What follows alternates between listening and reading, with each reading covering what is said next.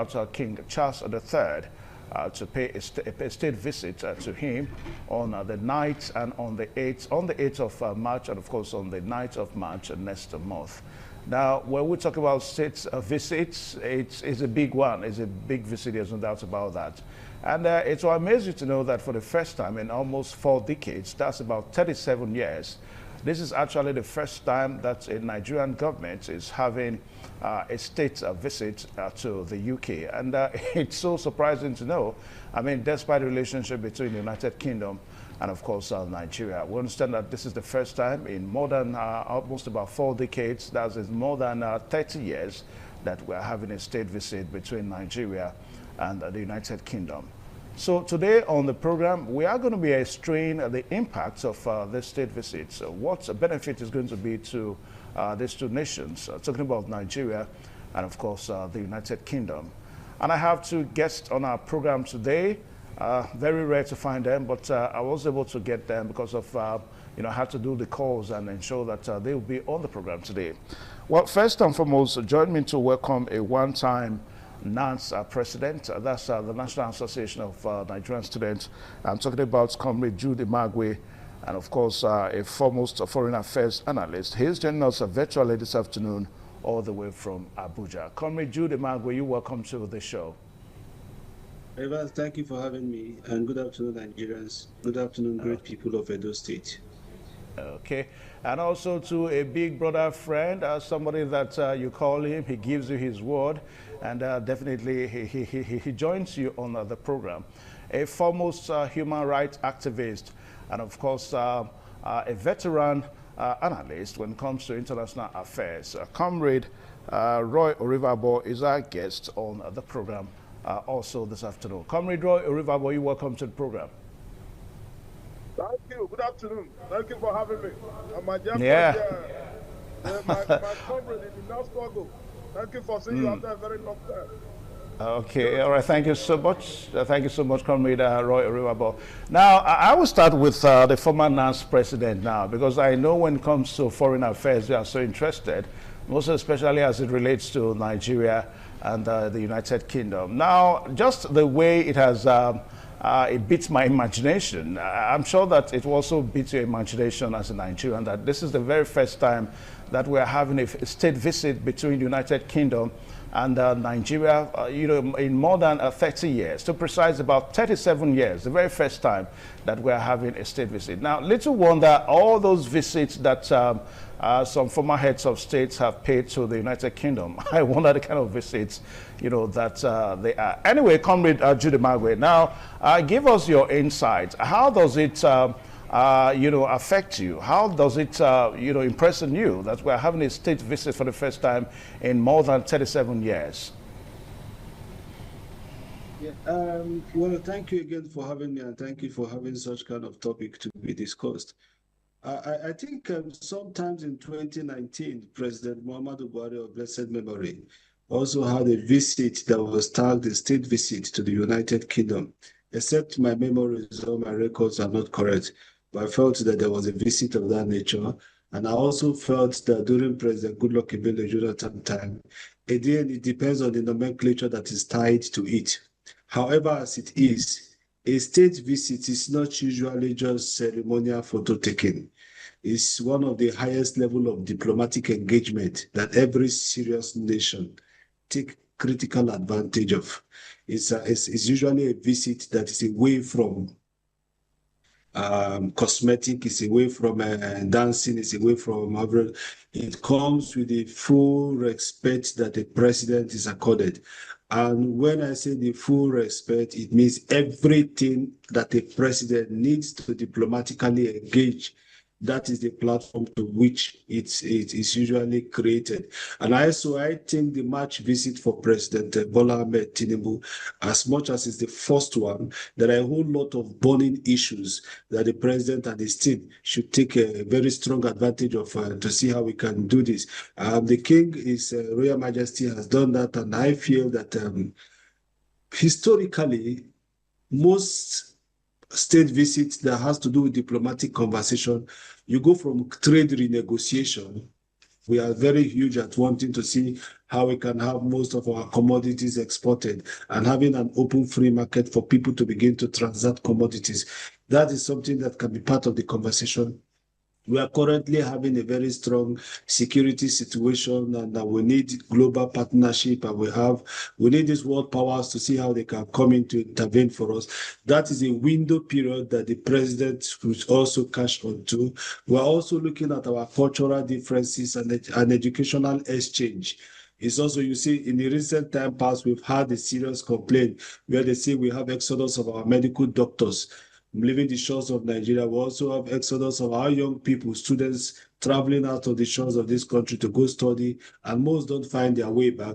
Those knowledge acquired there are never returned back to our country to make significant impact to economic growth, to national advancement, and to policy thinking. Those are some kind of exchange, education exchange programs that the government can look at. But I feel the summary of it is that every state visit, as real as it is usually an opportunity. And so that is why we will not be dealing directly with our own presidents and the team that will be managing our president during this visit. Before the visit, it is not when we get to the visit to begin to assemble the challenging problems and what you want to be demanding. You must take every meeting, every hour, and every opportunity as though you will never have them again. And we must ensure that whatever it is, if it's 2-3 days, the outcome of that meeting, there must be something we have extracted from our colonial masters. Yes, they are our colonial masters, but Obi was a boy, but Obi is no longer a boy. So we are no longer boys. We are not giants of Africa. So we now have to show that leadership to other African countries. We can negotiate for Africa and negotiate for Nigeria and also negotiate for our region. That is usually what I expect of this state visit. And I hope so strongly that the president team will not be sleeping. They'll be doing every and anything they know they needed to do to take advantage of this opportunity. And at the end of the day, we may have something come out of it better. So that is it for now. Okay. All right. So we'll see that the president has almost about a whole month to prepare for the state visit, because the visit is actually going to be on the 8th of March and on the 9th of March. So it's about a whole month from now for the president to prepare for that state visit to the UK. But, you know, quickly, on a funny note, I'm just trying to imagine how, you know, it's all going to look like. I mean, on that day, we're going to hear expression like, ladies and gentlemen, announcing the arrival of the President of the Federal Republic of Nigeria at the Heathrow International Airport. Then, of course, we are going to hear all the razzmatazz. A red carpet is going to be thrown before His Excellency. I'm talking about our own President, the President of the Federal Republic of Nigeria, Bola Ahmed Tinubu, and he's going to walk down, you know, that red carpet at the Heathrow International Airport. Now, state visit, just like Comrade Judy Magwe said, is the highest diplomatic, you know, engagement that can actually happen between two nations. So this time, we're talking about a colonial master, a colonial head, and a nation that Britain, you know, colonized. Now, give us your intake about how you feel about this state visits in March next month. Well, once again, thank you for having me.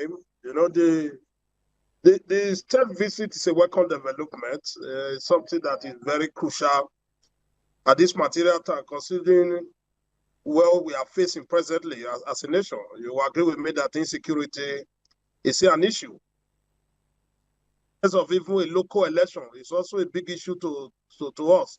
Therefore, I want to, my friend and brother, when he said Obi is not a boy, I want to tell you that Obi is a boy on this contest, that Nigeria have not shown any sign of maturity in terms of progression at this material time. We are still talking about organizing a fair and fair election. We are still talking about managing our resources. We are still talking about how do we conduct ourselves in a way that we can provide the basic thing for ourselves, which is the hallmark of government, welfare and security of the people. All these have eluded us over the years. Therefore, this movement is a point of direction that the president now is supposed to articulate his position so that he will know where and manner or how to position and present it when he gets to United Kingdom.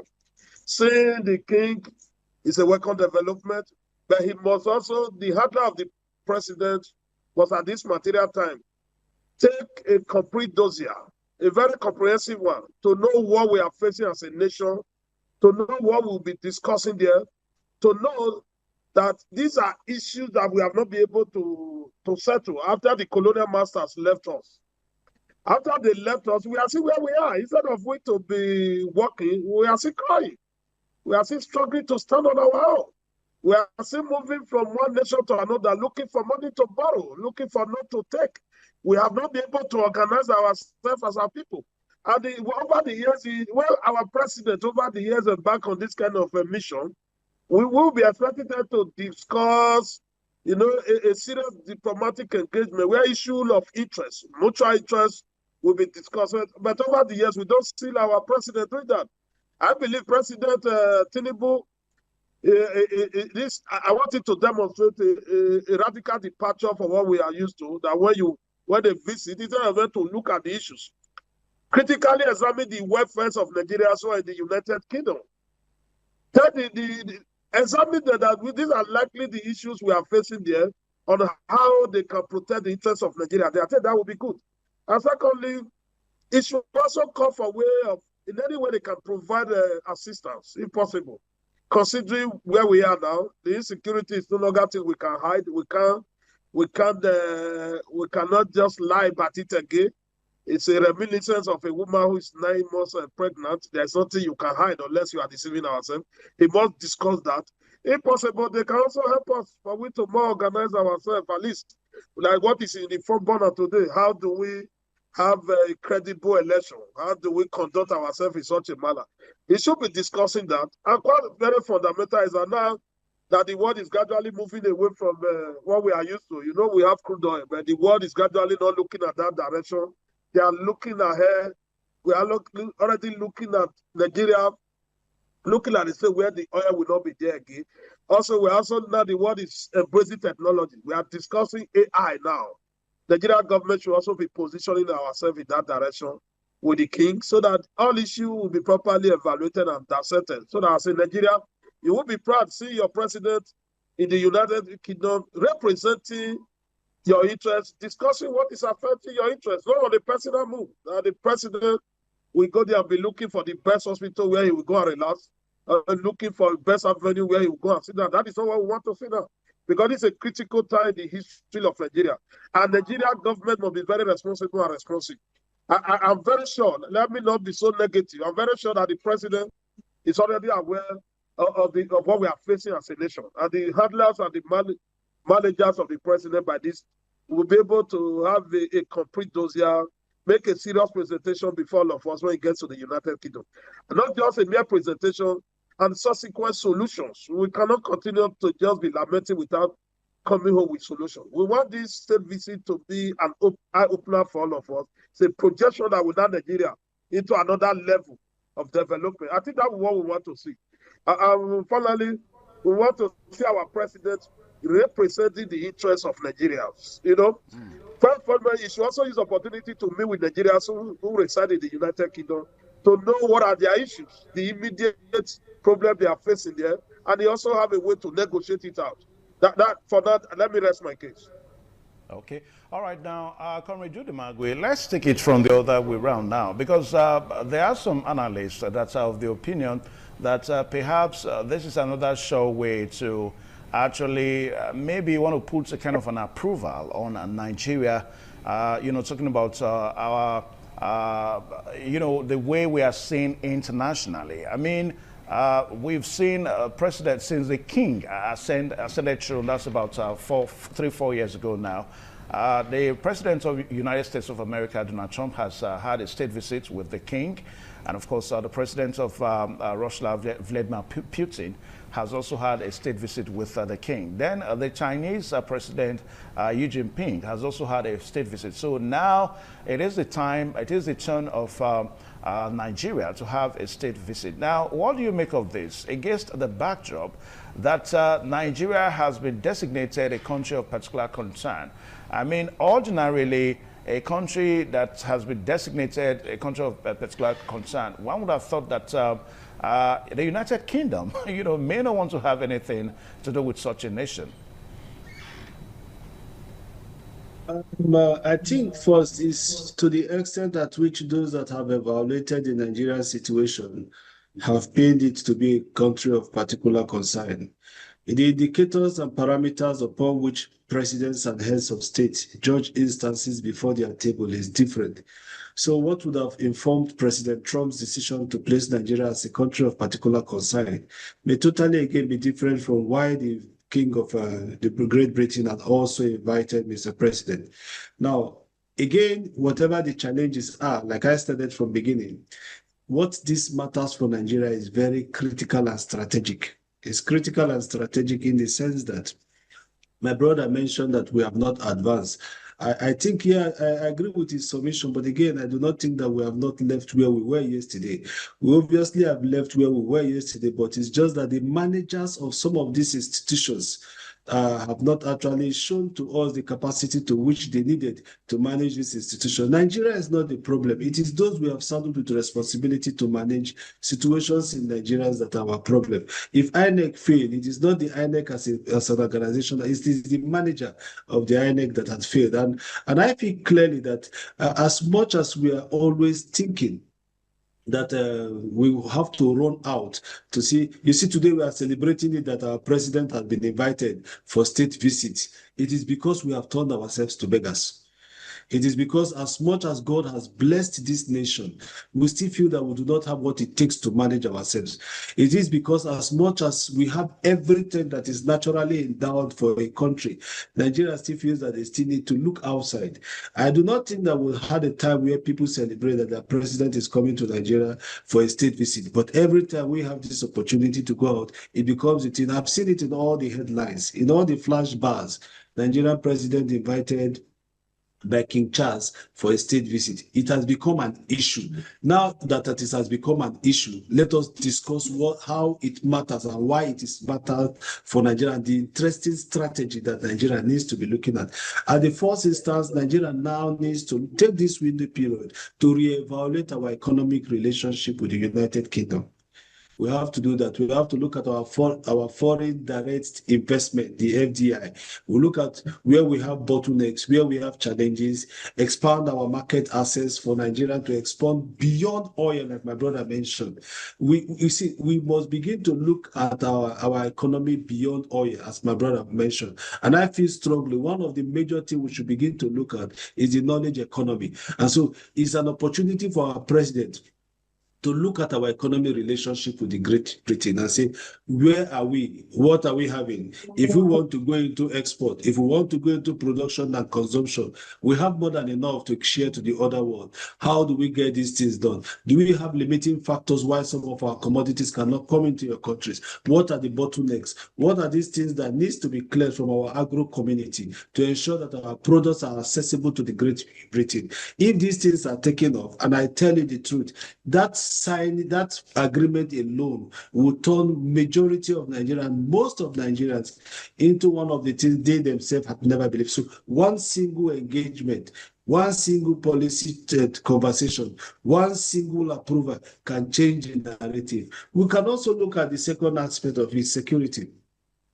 We have a very serious security challenges as it stands today. We cannot pretend about it. The other time, the United States, whom are not our colonial masters, but we practice close democratic tendency and principles with them.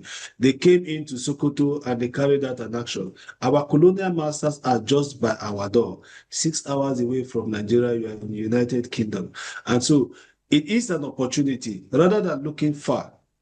The United Kingdom is one of the world powers, too, among the 5 world powers. So we can also look at issues that solidify security conversation. We look for means to get security assistance framework from the United Kingdom, combating insurgents and banditry. We look at our cyber cooperation, information sharing, and how do we get these things sorted. When we are taking these things one after the other, the governments that we are visiting takes our country serious. Now, we can also, again, as something that we can benefit from it, outside economic conversation, outside security issue, we can also look at education, research, and skills partnership.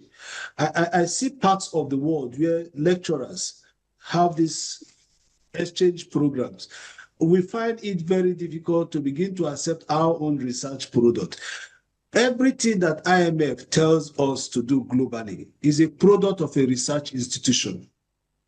IMF don't sit down and carry out parameters, carry out indicators about indices of world health and indices of economic growth, indices of human capital growth. Institutions globally position themselves to carry out research work. The research work is what the government depends on. But in our own case, I do not want to say that we do not have researchers in our institution. It is that we have refused to take whatever research output comes out of our institution serious. Rather, we want to go window shopping, whatever they tell us outside, and we take them. And I can say clearly that may be some of the reasons why some of our problems are not being solved. Because research findings from other countries and their suggestions is not also synonymous with our own problem and do not also have a reflection of what our problems are. So if we have researchers at home carry out research work on our problems and create solutions through mitigating circumstances or see how we can get this gap covered. But this thing again can also be strengthened if our president in this visit look at our educational system and look at that of the Great Britain. Look at some of the things we can borrow and some of the ideas we can share. Do we have to look at skills? Do we have to look at exploitation of education partnership and the rest? Then there is one of the biggest things that is strong in conversation today, climate change and sustainability development linkage. The president has to see that. But I also, on my own personal advice, do not think that we should model up too many things in this visit. The president can just be strategic to two. Strategic to our security and strategic to our economic partnership. If we get these things done and we strengthen them, the windows for others can naturally on their own come up. So I will advise the president and our advise his team, like I will say, that it is a time for critical reflection and critical sit down and work. Like my brother mentioned, Roy, he said the president still have a duty to see how he can meet with the Nigerian community in the United Kingdom. But one limiting factor that we are going to be having, it still takes us back to why, as it speaks today, we do not have ambassadors that are designated to these respective countries. These are roles that they should play before the arrival of Mr. President. Every and any meeting, engagement that the president should have been having there, it is the ambassadors designated to these countries whose responsibilities are to find all this ground, make all this routing, suggest all the people that the president will be meeting, locations, cities by cities in Great Britain. Immediately he leaves London, we can go to two of the major populous places where we have Africans, Nigerians to be precise. The president meets with them and still come back to the Buckingham Palace and say, okay, outside what I am bringing from Nigeria as a problem, my Nigerians residents in your own country, these are some of the challenges they are having, ranging from several oppressions that they suffer in the United Kingdom, to suffer harassment, to suffer workplace harassment, academic harassment, social lifestyle harassment, and all the rest. If all these things are harnessed, put together, it becomes the duty of an ambassador, if we had to also put them together and say, Mr. President, these are the problems that we are having at home. But in your country, I have my citizens that are also residents in your country. They are also having some limiting factors on how they exercise their rights as citizens in this country or as immigrants in this country. These two are issues that can be discussed. So the summary of it is we are looking forward to seeing that the president doesn't go there and his team converts it to something else. It is not a platform for campaign. It is not a platform for sowing of Ashwebi. It is not a platform of going there to start snapping all the trees and the sticks they see in Great Britain. It is a platform to show to the world that we are a serious country. And the only person that can seize on this opportunity to show to the world that we are a serious country is to the extent at which our president demonstrates his seriousness as president. That again will have another impact on why the president of the United States can also begin to have a rethink on whether those factors that have placed Nigeria into country of particular concern, as much as they have not been totally dealt with, all right, whether they let can me be a pause reason you. why they can have a I'll review pause you for it. because of time factor. Yes, we need to go for this break now. And viewers out there, the program is still African Discourse on independent television. And our focus this afternoon is looking at the state visits that the President of the Federal Republic of Nigeria, His Excellency Bola Ahmed Tinubu, is going to be paying to the monarch of the United Kingdom in March. That's going to be next month, exactly about a month from now. We understand that the visit is scheduled for on the 8th and on the 9th of March 2026. Now, when we return, Roy Oriwabo, we're going to be looking at the 3 other times that Nigeria has had a state visit with the United Kingdom, and we'll compare it to this time around. We'll be right back. Please stay tuned. This afternoon, erudites, guests that know their onions when it comes to international affairs. Yes, we have the former NAS president, Comrade Jude Magwe, joining us virtually from Abuja, and also a foremost human rights activist, Roy Oriwabo, also joining us virtually from Benin. Now, Roy Oriwabo, just like what we said a while ago, that this is actually the very first time in 37 years that Nigeria is having a state visit with the United Kingdom. Now, to buttress at that point, the last 3 Nigerian state visits to the UK were actually in 1973. That was when we had Yakubu Gowon as the head of state. Then the other one was in 1981, and that was when we had Shehu Shagari as the military head of state. Then the last state visit before this one now that we're going to be having next month was in 1989, and that was when we had Ibrahim Babangida as military head of state. Now, King Charles, then Prince of Wales, visited Nigeria in 1999, 1990, 2006, and 2018.